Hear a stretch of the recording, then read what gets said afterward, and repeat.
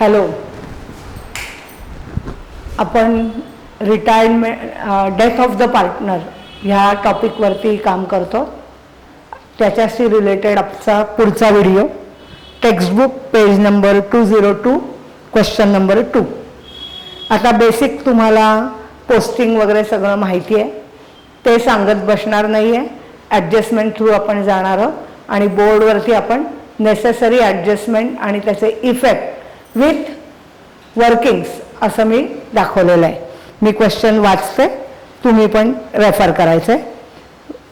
Rahul, Rohit, Ramesh are in the business, sharing profits and losses 3:2:1. Their balance sheet on 31st March 2017 were as follows. As usual, working part revaluation account म्हणजेच profit and loss adjustment account, partners capital account 3 column, Rahul, Rohit, Ramesh respectively. Then balance sheet आणि working नोटमध्ये cash or bank, that is bank account they have given. Posting करताना asset ज्याच्यावर adjustment आहेत त्या balance शीटच्या inner कॉलमला तुम्ही लिहिणार आहात. तुम्हाला आता हे माहिती आहे. कॅपिटल अकाउंटच्या क्रेडिटला by balance BD, Rahul 2,20,000, Ramesh 2,10,000, sorry Rohit 2,10,000, Ramesh 2,40,000. परत बघा, राहुल 2,20,000, रोहित 2,10,000, रमेश 2,40,000. क्रेडिटर्स वरती ॲडजस्टमेंट आहे म्हणून balance sheet liability side, creditors inner column 80,000, 80. Bills payable outer column balance sheet liability side 7,000. General reserve तुम्ही तिन्ही पार्टनरला डिवाइड करणार आहात. General reserve 96,000 to be divided in ratio of 3:2:1. तिन्ही पार्टनरला 3:2:1 मध्ये तुम्ही डिवाइड करणार आहात.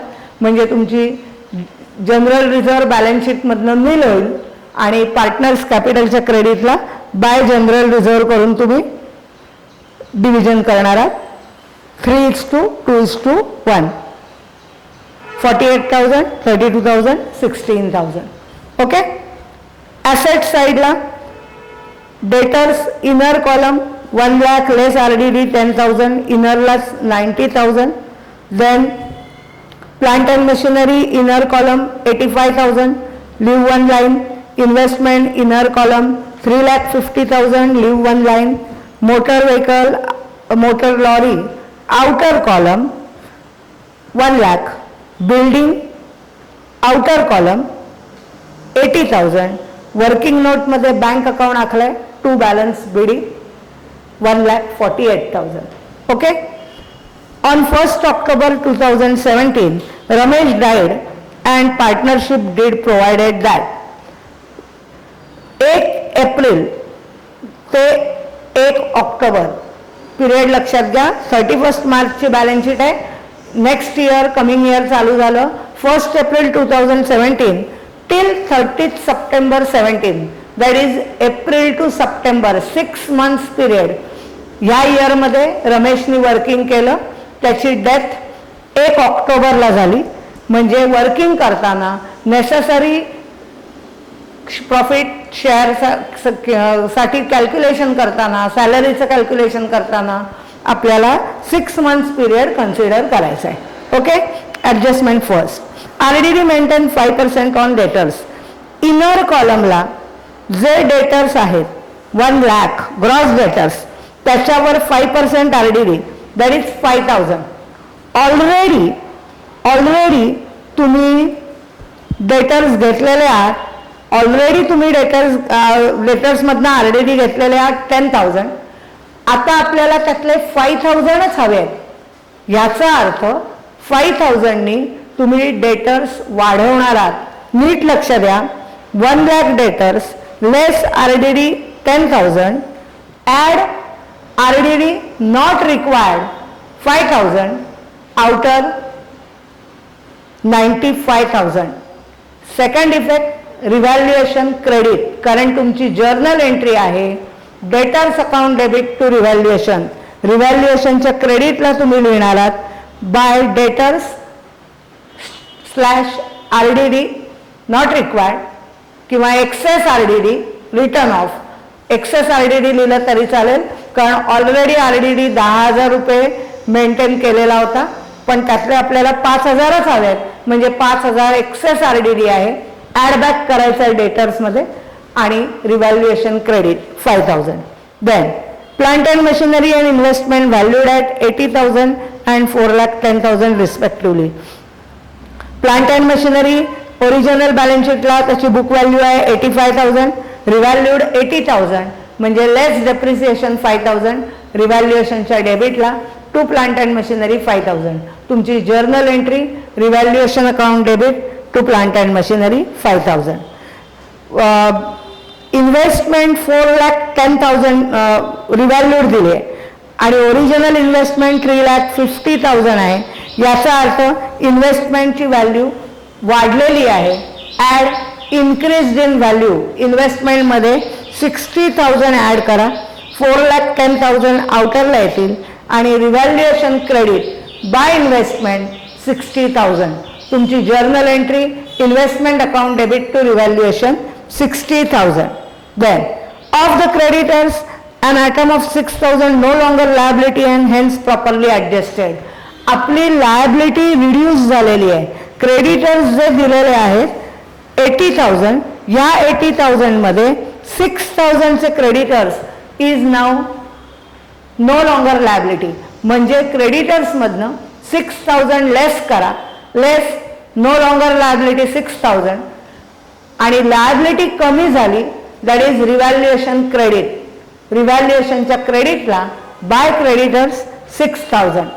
तुमची journal entry creditors account debit 6,000 to revaluation account. हे केल्यावर तुमचं रिव्हॅल्युएशन अकाउंटची वर्किंग ऑलमोस्ट संपलेली आहे.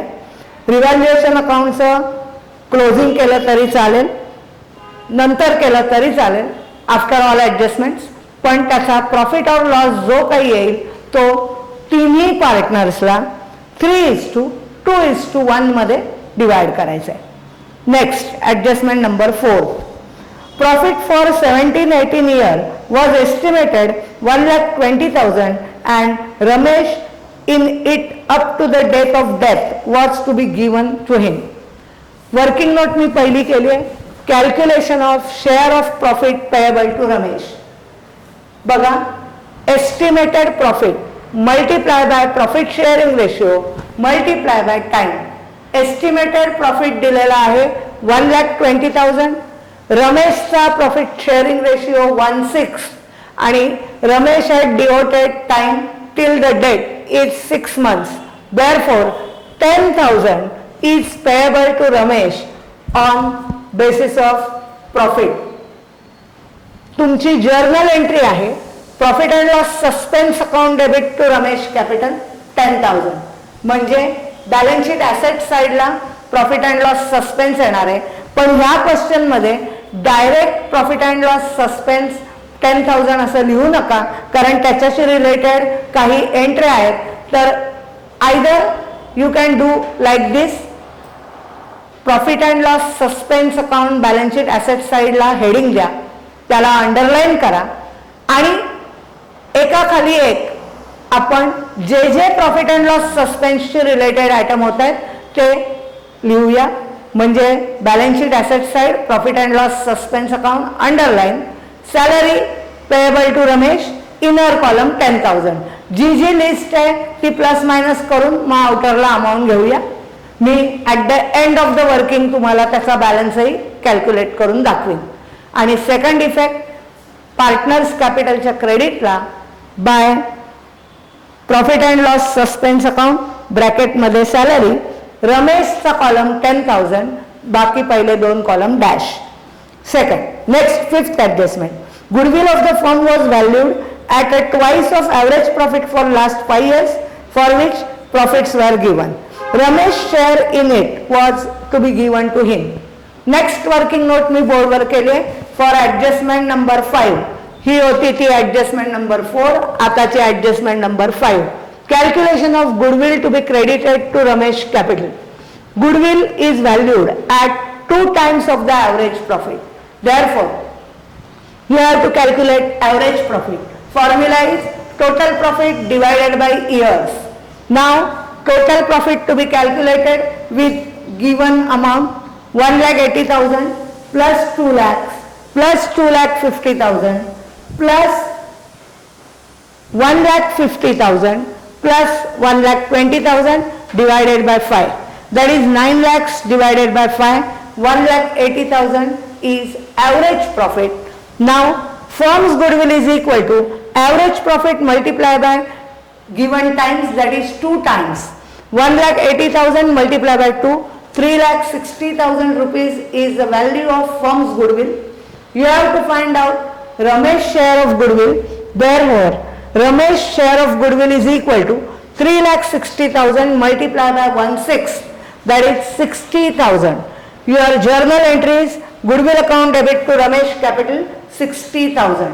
याचं posting, balance sheet asset side goodwill 60,000 and Ramesh capital credited with 60,000 as by goodwill, first column dash, second column dash, Ramesh capital 60,000. Next, salary 5,000 payable to him. 5,000 PM per month payable to him. Therefore, calculation, salary payable 5,000 per month multiplied by 6, that is 30,000 rupees salary payable. Your journal entry, profit and loss suspense account debit to Ramesh capital. तुम्ही working करताना capital अकाउंटच्या क्रेडिटला by profit and loss suspense dash salary असं लिहा आणि balance sheet asset साईडला profit and loss सस्पेन्सची list बनवतो आपण. तिथे इनर कॉलम आधी तुम्ही ऑलरेडी लिहिलेला आहात त्याचा 10,000 share of profit, then salary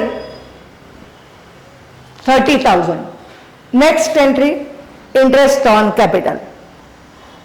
Interest on capital 5% payable and drawing rupees 2,000 are charged.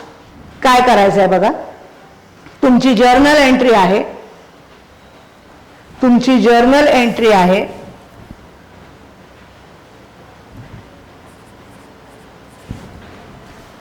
Interest on capital आपल्याला घ्यायचं आहे, जे आपण दाखवणार आहोत profit and loss suspense to Ramesh capital. Working करायचं आहे. 2,40,000 वर 5% इंटरेस्ट 6 मंथ्स साठी कॅल्क्युलेट करणार. इंटरेस्ट अमाऊंट आली 6,000. पार्टनर्स कॅपिटलच्या क्रेडिटला बाय इंटरेस्ट किंवा by profit and loss suspense dash interest रमेशचा कॉलम 6,000, बाकी कॉलम डॅश आणि balance sheet asset side profit and loss सस्पेन्सच्या लिस्टमध्ये ते ॲड करा, फॉरवर्ड करा. Next, drawing rupees 2,000 charge. ड्रॉइंगची जर्नल एंट्री असते, म्हणजे ड्रॉइंग आपण पार्टनर्स कॅपिटलमधनं कमी करतो म्हणून partners capital account debit to cash. Partners कॅपिटलच्या डेबिटला तुम्ही टू ड्रॉइंग असं लिहायचं आहे.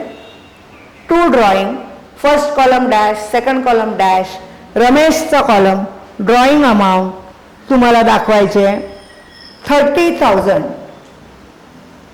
ड्रॉइंग अमाऊंट आपल्याला दाखवायचे 30,000. 30,000 कसे आले तर 5,000 ड्रॉइंग दिलंय मल्टिप्लाय बाय 6, दॅट इज 30,000. नीट लक्षात घ्या, ड्रॉइंग अमाऊंट 30,000 जी पार्टनर्स कॅपिटलच्या डेबिटला रमेशच्या कॉलमला आणि बँकमधनं वर्किंग नोटमध्ये तुम्ही बँक केलंय, बँकमधनं बँकला क्रेडिट द्या bye drawing because he had withdrawn the cash as a drawing 30,000. तुम्हाला बँक बॅलन्स दिलाय 1,48,000, त्यातनं ड्रॉइंगची अमाऊंट 30,000 मायनस होईल. ओके, आणि बॅलन्स फॉरवर्ड होईल. ॲडजस्टमेंट नंबर 7 मध्येच interest on drawing to be charge 2,000. हे मी आधी सांगितलं नाही, आधी ड्रॉइंगची एंट्री करा आणि नेक्स्ट लाईन पार्टनर्स कॅपिटलला तुम्हाला इंटरेस्ट ऑन ड्रॉइंग दाखवायचं आहे. तुमची जर्नल एंट्री आहे partners capital Ramesh capital account debit to interest on drawing जे आपण profit and loss suspense through adjust करणार आहोत. पार्टनर्स कॅपिटल अकाउंटच्या डेबिटला टू इंटरेस्ट ऑन ड्रॉइंग कळण्यासाठी P&L सस्पेन्स ब्रॅकेटमध्ये लिहिलं तरी चालेल. पहिला कॉलम डॅश, दुसरा कॉलम डॅश, रमेशचा कॉलम 2000 आणि इथे मात्र profit and loss suspense credit केलाय आपण इंटरेस्ट ऑन ड्रॉइंग म्हणून, तर तुम्हाला इंटरेस्ट ऑन ड्रॉइंगची अमाऊंट सस्पेन्सच्या अमाऊंटच्या टोटलमधनं मायनस करायचे. म्हणजे प्रॉफिट अँड लॉस सस्पेन्समध्ये तुमचं कॅल्क्युलेशन काय काय येणार आहे बघा. पहिले प्रॉफिटचे 10,000 प्लस सॅलरीचे 30,000 प्लस गुडविलची अमाऊंट 6,000, सॉरी गुडविलची अमाऊंट तुम्हाला त्याच्यात नाही घ्यायचे, 6,000 आहे इंटरेस्ट ऑन कॅपिटल आणि मायनस 2,000 ड्रॉइंग, असं तुम्हाला इंटरेस्ट ऑन ड्रॉइंग असे करून तुम्हाला प्रॉफिट अँड लॉस सस्पेन्सचा बॅलन्स कॅरी फॉरवर्ड करायचा आहे. ओके, इथे तुमच्या सगळ्या ॲडजस्टमेंट संपल्या. मगाशी सांगितल्याप्रमाणे रिव्हॅल्युएशन अकाउंट क्लोज करा. रिव्हॅल्युएशन अकाउंटचा प्रॉफिट ऑर लॉस 3:2:1 मध्ये डिवाइड करा. जनरल रिझर्व्ह ऑलरेडी तुम्ही तिघांनाही डिवाइड केलेली आहे. त्याच्यानंतर जो डाईट पार्टनर आहे दॅट इज रमेशचं कॅपिटल अकाउंट आधी क्लोज करा. क्रेडिट मायनस डेबिट करून जी बॅलन्सिंग फिगर येईल रमेशच्या अकाउंटला त्याला रमेश एक्झिक्युटर्स लोन असं म्हणा. तो बॅलन्स तुमचा 3,41,000 येईल, जो बॅलन्स शीट लायबिलिटी साईडला तुम्ही घेणार आहात. आणि मग कॉलमनर रमेश सोडून उरलेले दोन पार्टनर राहुल आणि रोहित यांचं कॅपिटल अकाउंट क्लोज करा, ज्याची balancing figure to balance CD म्हणून येणार आहे, जी बॅलन्स शीट लायबिलिटी साईडला टॉपला तुम्ही हेडिंग देणार आहात partners capital account underline Rahul आणि रोहित यांची नावं लिहा. इनर कॉलमला त्याची बॅलन्सिंग फिगर घ्या, टोटल आउटरला घ्या.